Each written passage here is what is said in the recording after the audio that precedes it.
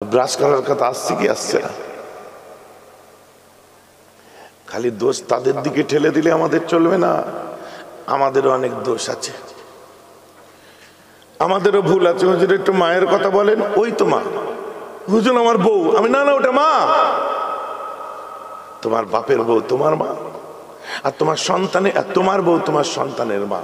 কারণ ওই মেয়েটি একদিন ছোট ছিল, মাথায় পবিত্রতার চাদর দিয়েছিল। ওই মেয়েটির বিয়ে হয়েছে, সংসারের উজিরে আলা হয়েছে।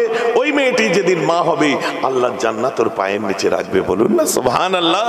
একটা বিয়ের তিনটে ক্যারেক্টার যেমন মাথায় রাখবেন। আপনার মাকে আপনি ভালোবাসেন, আপনার স্ত্রীকেও কিন্তু কেউ মা বলে ভালোবাসে, সেটা আপনার সন্তান। আপনার মাকে কেউ কিছু বললে আপনি যেমন সহ্য করতে পারেন না, আপনার সন্তানের মাকে কিছু বললে সন্তান আপনার মুখের সামনে কিছু বলতে পারবে না, কিন্তু তারও ভেতরে একটা ক্ষোভ তৈরি হবে। আপনি আমার কথা বুঝতে পারছেন? অতএব আজ থেকে ওয়াজ শুনলে হবে না, মায়ের এহতেরাম, মায়ের তাজিম, আব্বার তাজিম, স্ত্রীকে মহব্বত এবং স্ত্রীদের স্বামীর প্রতি মহব্বত। কথা বোঝা যাচ্ছে না? হঠাৎ করে বউকে যে জিজ্ঞাসা করছে, আজকে তুমি আমাকে কিছু বললে না। কি বলবো আমি? আজকে ক তারিখ? বউ তো স্কুলে পড়েছে মোটামুটি, কিন্তু পুরোনো দিনের দেখছে আজকে গান্ধী জয়ন্তীও নয়, জয় বাপু বলবো। আজকে ইন্ডিপেন্ডেন্স ডেও নয়, রিপাবলিক ডে নয়, স্বাধীনতা দিবস নয়, নতুন বছর নয়। আজকে কি বলতে হয়? বলছে আজকে 14ই ফেব্রুয়ারি, জানো না ভালোবাসা দিবস। দেখো কার ভালোবাসা দিবস শেখাচ্ছে। যে 22 বছর তোর সংসার করে তোর মার খেয়ে, তোর গাল খেয়ে, তোর ঝাঁটা খেয়ে তোর সংসারে ঝিয়ের কাজ করেছে, আজ 22 বছর পর তোর কার সঙ্গে আলাপ হয়েছে? নতুন বান্ধবী, সে তোমার ফোনে মেসেজ পাঠিয়েছে, আই লাভ ইউ জানু, আই লাভ ইউ সুইটি, কেমন আছো, হাউ আর ইউ। সে পাঠিয়েছে চকলেট, সে পাঠিয়েছে বুকেট, সে পাঠিয়েছে রেড রোজ, সে পাঠিয়েছে অনেক গিফট ফোনের মধ্যে। কি বলছে, তোমার সাথে আমি কবে দেখা করবো? বলে কালকে এসো।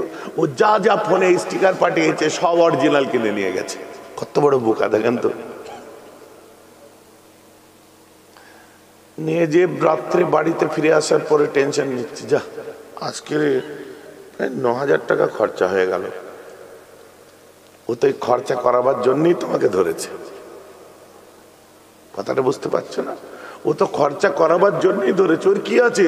ভুরুটা একটু চাঁচা আছে, ওর কি আছে? লিপস্টিকটা একটা ঠিক করে দিয়েছে, আর একটু ন্যাকা ন্যাকা কথা বলে। তুমি ফোন না করলে আমার মন খারাপ হয়। আর ই ভুলে গেছে। কথা বুঝতে পারছো না? এই যুবক, তুমি কাকে জিজ্ঞেস করছো আমায় ভালোবাসিস কিনা? ও ভ্যালেন্টাইন ডে তো দূরের কথা, ও নিজের বার্থডেও জানে না, ওর জন্মদিনের তারিখও জানে না। আর এখানে যারা বসে আছে ম্যাক্সিমামকে জিজ্ঞাসা করো, ম্যাক্সিমাম ভাইয়েরা নিজের জন্ম হয়েছে ক তারিখে, বা যুবকরা জানে, কারণ এখন সব বার্থ সার্টিফিকেট লাগছে সব জায়গায়, এটা ঠিক আছে, পাসপোর্ট করতে আধার কার্ড এইসব লাগছে। কিন্তু মুরব্বীদের জিজ্ঞাসা করো, চাচা আপনার কটা ছেলে? বলে 4টে, মেয়ে 6টা, 10টা। কার ক তারিখে জন্ম? জন্ম হয়েছে ঠিক আছে, তারিখ মনে নেই। কথা ঠিক বলছে না ভুল বলছে? তোর বাপ জানে না তুই ক তারিখে জন্ম নিয়েছিস, তোর বউকে জিজ্ঞেস করছিস আজ ক তারিখ? আসলে কথা আছে না, আজ জাদিদু কাল্লাজিজ, নতুন জিনিস খুব সুস্বাদু লাগে দেখতে। তো আমার কথা হচ্ছে, নিজের স্ত্রীকে ভালোবাসা হচ্ছে রাসূলের, সবাই বলুন, সুন্নত। কিন্তু শর্ত হচ্ছে বউটা নিজের হতে হবে। লোকের বউকে ভালোবাসা নবীর সুন্নত নয়। আর আমাদের মধ্যে সেই প্রবণতা দেখা দিয়েছে। বিকজ না, ওই আর নামাজি, নামাজ পড়ছি সব ঠিক আছে, রোজা রাখছি ঠিক আছে। আল্লাহ রাসূল দেন দুনিয়ার বাদশা কায়ে নামদার। একসময় আম্মা জান খাদিজা লজ্জা করে করে আসলেন, এসে বলছে, হুজুর আই ওয়াজ প্রেগন্যান্ট अगेन, হুজুর আমার পেটে বাচ্চা এসেছে আবার।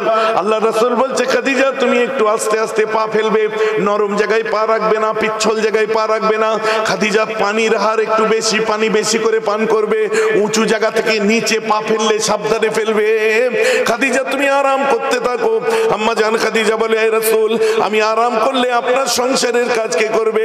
আল্লাহ রাসূল বলে, এই খাদিজা তোমার সংসারের কাজ করার জন্য আমি বিশ্ব নবী তো যথেষ্ট। সংসারের কাজ কে করতে চাইছে? আমার নবীজি। বলেন না সুবহানাল্লাহ। আমরা মাঝে মধ্যে বউয়ের সঙ্গে একটু রান্নায় হাত লাগালে এদিক ওদিক দেখি, লজ্জা করে।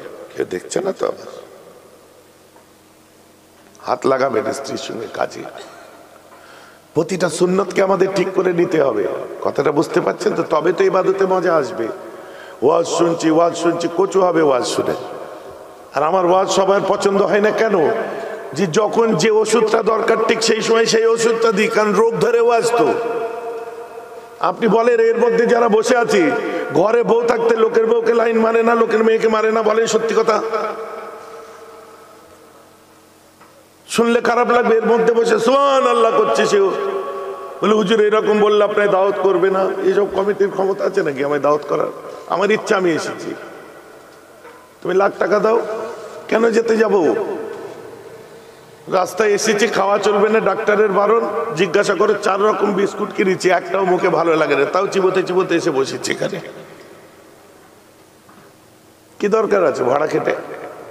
প্যান্ডেল ভাড়া দিচ্ছ, মাইক ভাড়া দিচ্ছ, ক্যামেরা ভাড়া দিচ্ছ, হুজুর ভাড়া দিচ্ছ, হুজুর আসছে তাই তো। আমার ভাড়া খাটা হুজুর নয়। কথাটা বুঝতে পারছেন তো নাকি? ওই জন্য সত্য কথা, ন্যায় কথা আমার দাদু মুফতি আজম বলেছে, বড় চাচা বলেছে, আব্বা বলেছে, আমিও বলবো ইনশাআল্লাহ। এবং আল্লাহ আপনাকে আমাকে উভয়কে চলার তৌফিক দিক। সকলে বলুন আমিন। বাকি হুজুর এই টাইমে এলেন, ওই টাইমে এলেন, তোর পয়সা দিবি ক টাকা বল? তুই আমার টাইমের দাম মানে টাইম গুনছিস? কথাটা আমার বুঝতে পারছেন তো নাকি? যেমন কন্ডিশনে নেই, কৈফিয়তেও নেই। আমি আমার কোন রকম কন্ডিশনে যে কোনো কাজ করি না। সেই জায়গাগুলো পছন্দ হলে যাব, না হলে যাব না, পরিষ্কার হিসাব। হুজুরের অভাব নেই। ভাবছি আমি কথা ভুল বলছি নাকি?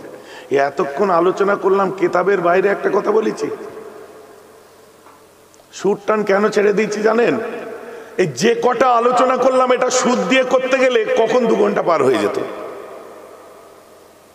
কতগুলো আলোচনা করলাম বলেন তো? কতগুলো বিষয়। তাতে কি কষ্ট করে যেখানে যাই যেন বেশি করে শোনাতে পারি লোককে। এটাই আমার উদ্দেশ্য আমার ভাইরা। অতএব ইচ এন্ড এভরিথিং, তার জন্য আমাদের অনেক ক্ষেত্রে শুনতে হয় যেসব হুজুরদের কথা বোকা মরিদে শোনে। না না, অনেক ক্ষেত্রে এমন কথা আছে যে কথাগুলো শোনা আমাদের জন্য ওয়াজিব হয়ে যায়।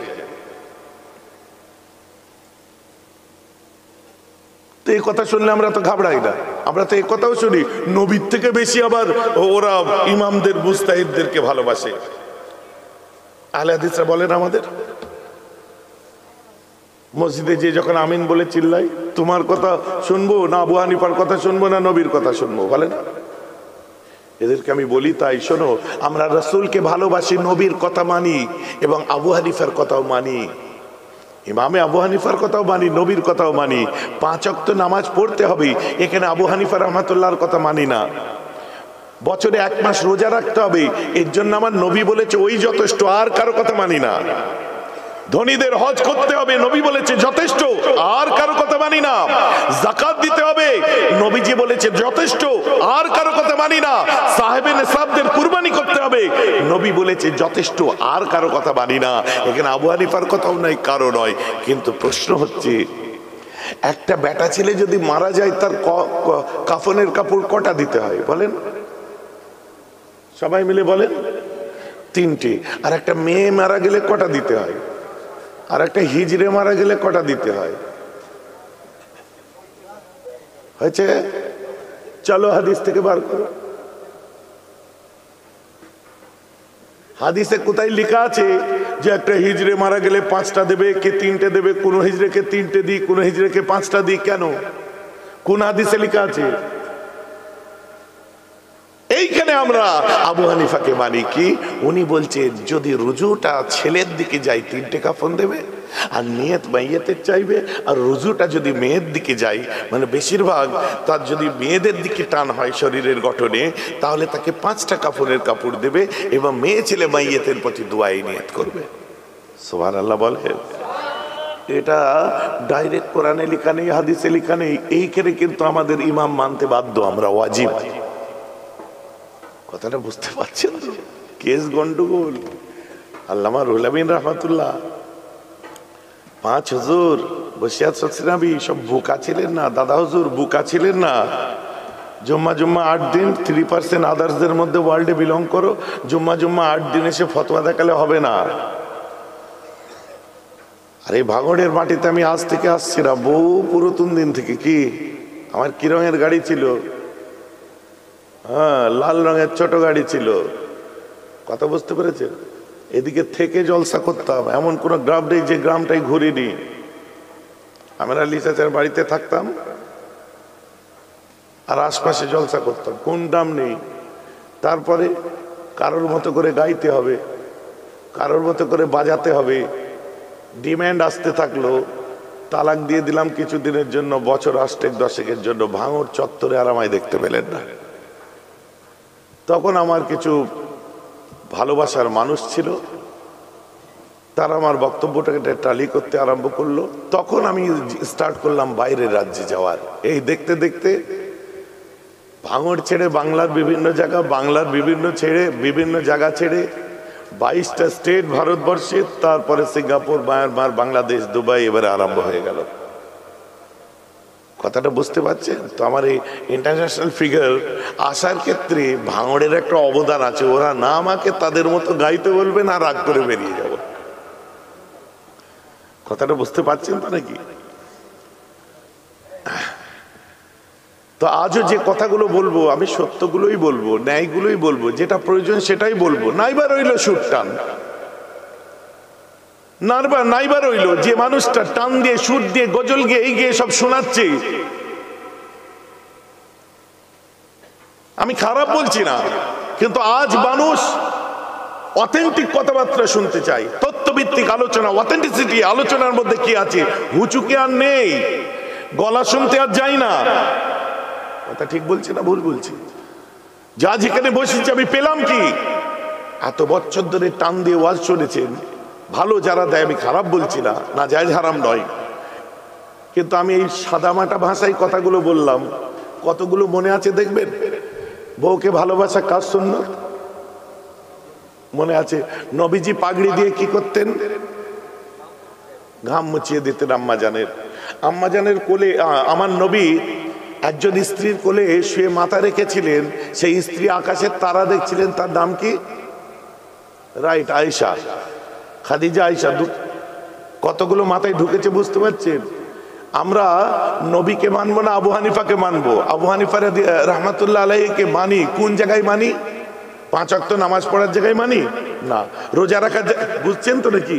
রোজা রাখার ক্ষেত্রে মানি না। হজ করার ক্ষেত্রে মানি না। কি যখন জটিল মশলা আসে তখন মানি। বলেন না সুবহানাল্লাহ। কেন মানি?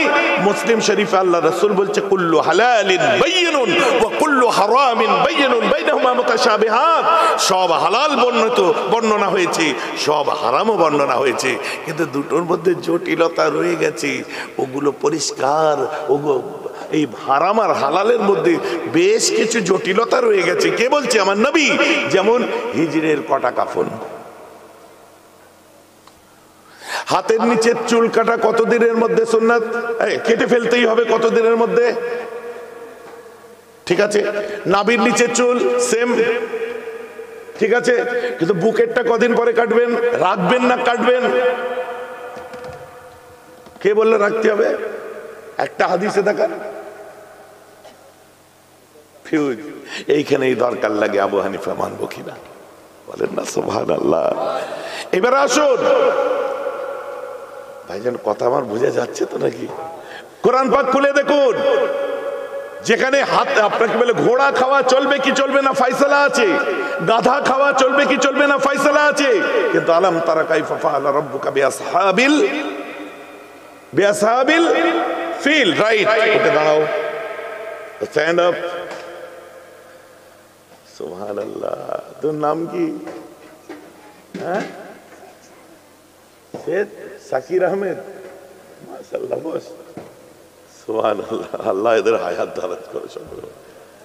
সবাইয়ের বাচ্চাকে আল্লাহ এরকম যেন বললি সঙ্গে সঙ্গে ধরতে পারে। কি এমন বয়স? ভাইজান কত তো ফিল মানে কি বলেন? ফিল মানে হাতি। এখন আপনি আমায় বলুন, হাতি খাওয়া হালাল না হারাম কোরআন আর হাদিসে কোথায় লেখা আছে? এইখানে আমরা কাকে মানি? ইমাম মানি। এই জায়গায় আবু হানিফার প্রয়োজন হয়। আল্লাহ কোরআনে বলছেন, আহাল্লাল্লাহুল বাইয়া ওয়া হারামা আলাইকুমুর রিবা, আমি তোমাদের জন্য ব্যবসা হালাল করেছি আর সুদকে হারাম করেছি। আবার আল্লাহ বলছে, লা তাকুলুর রিবা আদআফা ওয়া মুদআফা, তোমরা খবরদার ডবল ডবল সুদ খেও না। বন্ধনে ডবল সুদ দেয়, 100 টাকা দিলে 200 টাকা দেয়। কি বলছে?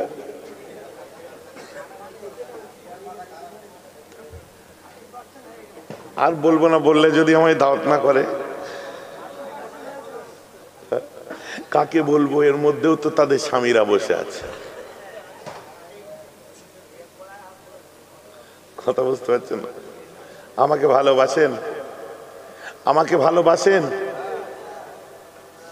যদি আমাকে ভালোবাসেন, আর একটা মানুষ যদি আব্বাজান চলে যাওয়ার পর, বড় চাচা যান যাওয়ার পরে আমার কাছে তরিকা সবক করে থাকেন, যদি বায়াত হয়ে থাকেন, কেউ ভাই হিসাবে দিন, যারা বায়াত হয়েছেন পীর হিসাবে দিন,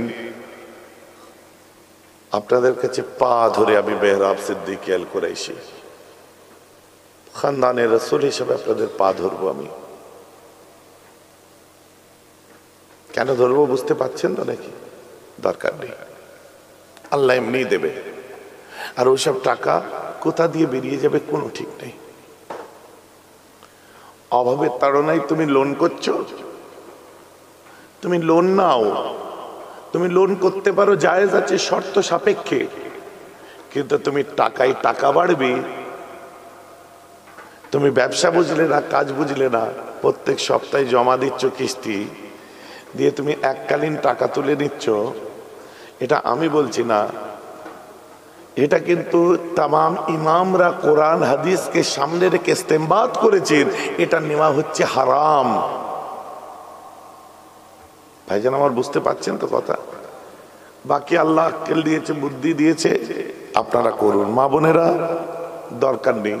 তোর বরের সঙ্গে তোর ঝগড়া হচ্ছে কেন জানিস? এই সুদের জন্য। কারণ তুই পকেটে ঝেড়ে ঝেড়ে, পকেট টকেট মেরে মেরে, জোগাড় টোগাড় করে জমা দিচ্ছিস। কথাটা আমার বুঝতে পারছেন না নাকি? আমার নানিরা চাচিরা আবার বেশি, ওদের আবার স্পিড বেশি। এইটুকুনি দিলি কি হয়? আম্মাজি, চাচিজি, মাঝি, কিচ্ছু দরকার নেই, এ বাড়বে না, এতে এতে আরো কমে যাবে। তো আমি আপনাদের কাছে মাই হাম্বল রিকোয়েস্ট, আন্তরিকভাবে অনুরোধ করছি এবং আমি হুকুম করছি যে এই ধরনের ব্যবসা থেকে আপনারা নিজেদেরকে বিরত রাখুন। এই ধরনের ব্যবসা যদি আপনার সংসারে থাকে, আপনি কোনোদিন শান্তি পাবেন না। আল্লাহ সংসার থেকে বরকত তুলে নেবে। কারণ যে সংসার হারামের বালবুতের উপরে চলবে, সেই সংসারে আল্লাহর রহমত আসতে পারে না। ভাইজি কথা ঠিক বললাম না ভুল বললাম? তো কোরআন বলছে, এবারে বক্তব্যে আসবে। আপনি বন্ধন লোন করলেন, কত দিচ্ছে? 100 টাকা দিলে কি 100 টাকা ফেরত দেয় এক বছরে? নিশ্চয় না। মানে 100 টাকায় কত পার্সেন্ট লোন দেয় ওরা? খুব জোর 9, 10, 13, ম্যাক্স টু ম্যাক্স। বিদেশি সংস্থা হলে 17। একজন কথা বুঝতে পারছেন?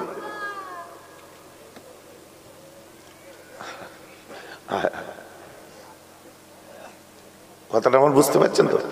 17%। কিন্তু কোরআন তো বলছে, এই ওয়াজ শুনলে আবার যেন বলবেন না যে হুজুর কোরআন অনুযায়ী তো খাওয়া যাবে। কোরআন বলছে তোমরা ডবল ডবল করে কেউ সুদ নিও না। ডবল মানে 100 ডবল 200।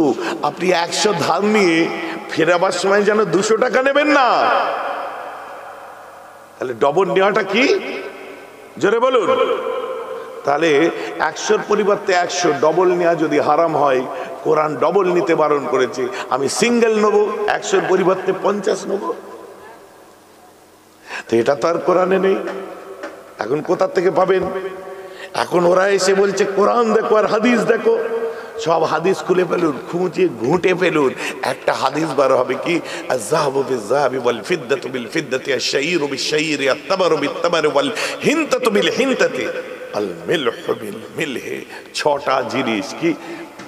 আয-যাহাবু বিয-যাহাবি, সোনার পরিবর্তে বেশি সোনা নেবে না। এক।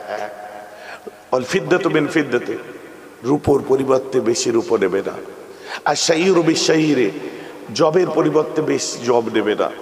আল মিলহু বিল মিলহি, লবণের পরিবর্তে বেশি লবণ নেবে না। তারপরে কি বলছে, আত্তামারু বিত্তামারে, খেজুরের পরিবর্তে বেশি বা খুরমার পরিবর্তে বেশি খুরমা নেবে না। অল হিনতাতু বিল হিনতাতি, গমের পরিবর্তে বেশি গম নেবে না। এখন তো বন্ধন যায় কেন? এখানে তো 6টার মধ্যে টাকার কথা আসেই নেই। ভাইরা আমার কথা বুঝতে পারছেন না? ঘুম পাচ্ছে? তাহলে এখন কি হবে? তাই এই জায়গায় আমাদের দরকার লাগে কার? কোরআন হাদিস নয়, এখানে আমাদের ইমাম আবু হানিফার দরকার লাগে। বলুন না সুবহানাল্লাহ।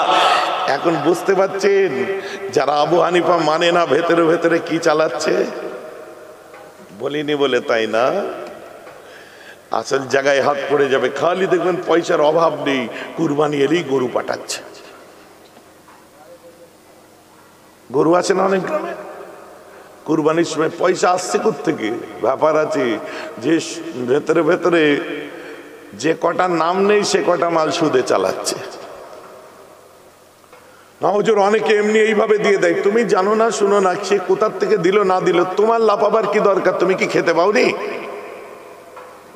আর এক একজন আরম্ভ করে দেবে এমন, এই দড়িটা পায়বাদ পায়বাদ, হ্যাঁ ফেলছে যেন ওর বাপ কিনে দিয়েছে গরু, ওর যেন বাবা কিনে দিয়েছে।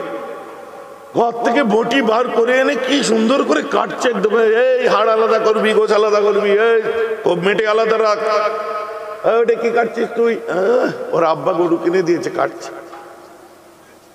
দম থাকে তো নিজে কুরবানি দাও, আর যদি দম না থাকে কারো দেওয়ার উপর লক্ষ্য করুনি। যদি লক্ষ্য করতে হয় তোমার নিজের বন্ধুরটার উপর লক্ষ্য করো।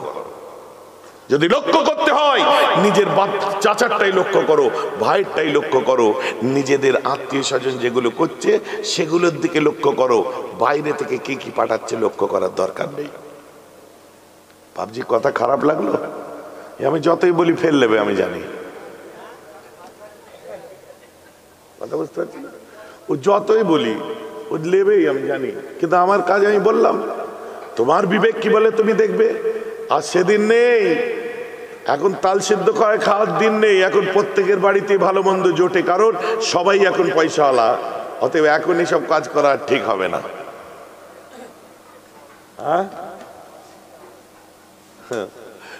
সব কত কি দিচ্ছে সব শুনতে পাচ্ছে, আমি জানি। আবার বোর্ড লাগানো থাকছে তাতে। আপনারা দিতে পারেননি, কেউ দিচ্ছে, তো আপনার হিংসা হচ্ছে কেন? আমরা তো দিবার জন্য জন্মাইনি, আমরা তো নেওয়ার জন্য জন্মেছি। তুমি আশা করছো কেন? আমি দিলাম না তর্কের খাতিরে। তোমার কথা নয় যে আমি দেওয়ার জন্য জন্মাইনি, নেওয়ার জন্য জন্মেছি।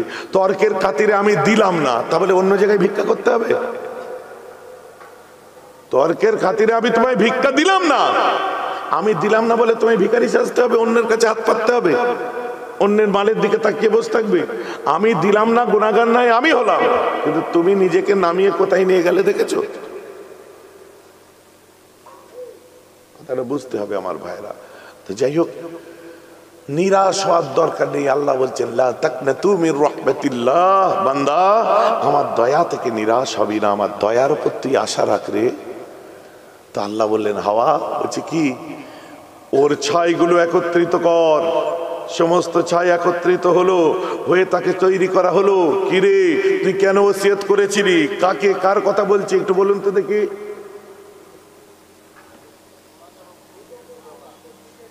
Right right right right right, কথা মনে আসছে তো নাকি? তো এক কথাই বলতে বলতে আসলাম কি, নবীর আগেও মুসলমান ছিল, অন্য কোন নবীর উম্মত। তো তারা ফিরে আসলো। তারা কি আপনার যখন এক জায়গায় হলো, কি হলো? কাঁদছে। কেন এমন করেছিস? বলছে জানিস আমি আল্লাহ, আমার একটা নাম রহমান, একটা রহিম। তোর জন্য তো আমার রহমতের দরজাটা আমি বন্ধ করে দিইনি, খোলাই ছিল। তো তুই আগে ডিসিশন নিলি কেন? তুই যে আমাকে ভালোবাসতিস, তুই আমাকে মহব্বত করতিস, তুই আমার ভয়েতে তুই নিজে কবরে আসতে চাসনি। তুই কি আমাকে জল্লাদ মনে করিস নাকি? যা, তোর ধারণা ভুল। আমি আল্লাহ দয়ালু, তোকে মাফ করে দিলাম। বলুন না সুবহানাল্লাহ। এক এক হুজুর এসে ওয়াজ করে দেখবেন, আমিও শুনে আমি ভয় পেয়ে গেছিলাম। ওই কৈখালিতে একটা প্রোগ্রাম রাস্তার উপর যেটা হয়, হুজুর এমন বলছে না, কঠিন অবস্থা, বাবা জিভ টেনে তোমার পায়ের বুড়ো আঙুলে বেঁধে দেবে। আমি ভয় লাগবে না বলেন? আল্লাহ শিখ গরম করে তোমার পেটে ঢুকিয়ে দেবে, তোমার চোখের মধ্যে রড ঢুকিয়ে দেবে পেটে। আমি উস্কুস করছি, হুজুর আমার দেরি করা যাবে না, আমার শুনতে ভয় লাগছে তো। হ্যাঁ তুমি এমন বলছো বুঝলে, কিছু ছেলেরা এরকম করছে। আর একজন যে বলছে বস পেটের মধ্যে রড ভরে দেবে বলছে, বসা যাবে না। আর বলবে না চোখে চোখে শিক পুড়িয়ে দেবে বলছে, জিহ্বা টেনে পায়ের আঙুলে বেঁধে দেবে বলছে, সব ভাল লাগে না। আর বলবে না চ বস। বসলো, বসতে আসছে আর হুজুর আরম্ভ করেছে,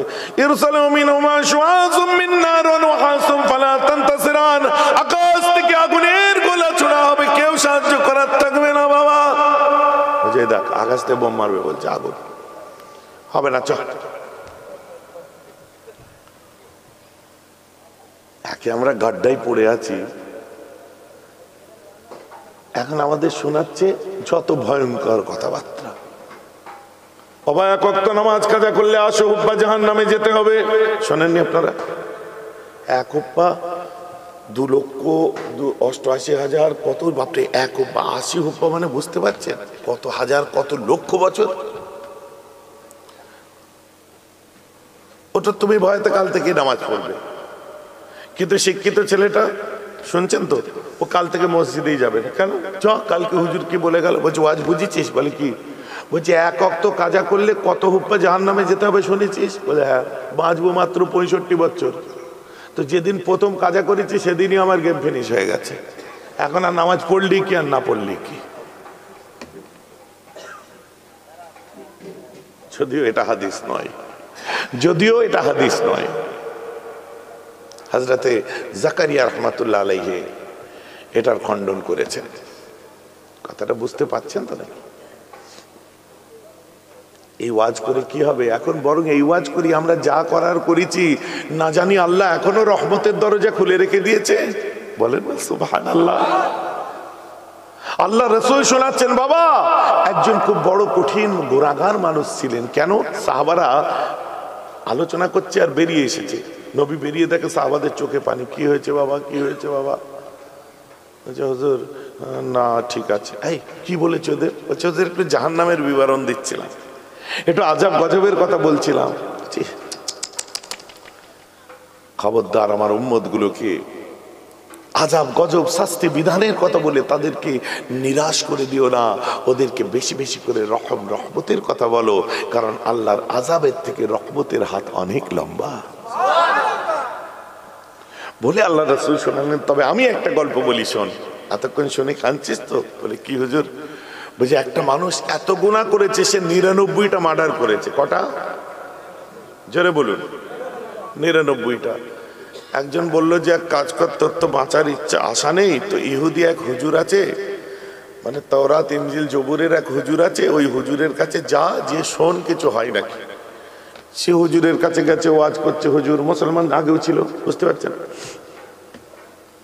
যে হুজুর আমি 99টা মার্ডার করেছি, আমার আর উপায় আছে? বলছে তুই জাহান্নামে চলে যাবে, আর কি 99টা লোক মেনে আমার কাছে মরতে এসো, বেরো।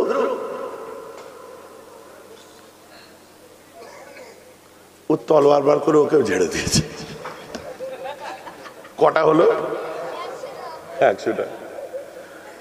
ফিরে আসছে মন খারাপ, বলে আবার আমি মার্ডার করব, রেপ করব, হত্যা করব, সব করব, আমার আর বাঁচার আশা নেই। ও বলছে আমি আর বাঁচবো না। তো ওকে কি করলি? বলে ঝেড়ে দিয়েছি ওকে। বলে হ্যাঁ ঠিকই। বলে 100টা কোটা কমপ্লিট। বলছি ভাই শোন, অমুক বাদী অমুক মহল্লায় চলে যা, কিছু আল্লাহওয়ালা আলেম আছে, কিছু শেখ মাশায়েখ আছে, কিছু আল্লাহর ওলি বাস করে, তুই ওদের সোহবতে জানা, না জানি এখনো তোর রহমতের দরজা হয়তো আল্লাহ খুলে রেখেছে। সুবহানাল্লাহ বলে। হ্যাঁ হবে এখনো? টিপ টিপ করছে, কবে টপকে যাই মরে যাই, হবে এখনো? বলছে হ্যাঁ। বুঝতে পেরেছো? ও যেতে গেছে রাস্তায় বেরিয়ে, বাড়ির থেকে বেরিয়ে কিছুটা গেছে আর একদম আজরাইল এসে গেছে। আজরাইল কি বলেন তো? একটা কোম্পানি। কথাটা বুঝে নেন, একসঙ্গে এত লোকের এক আজরাইল কি করে জান নাই? না না, আজরাইল একটা এজেন্সি, একটা এজেন্সি অফ মালায়েক, তার নাম হলো আজরাইল। আজরাইলের আন্ডারে প্রচুর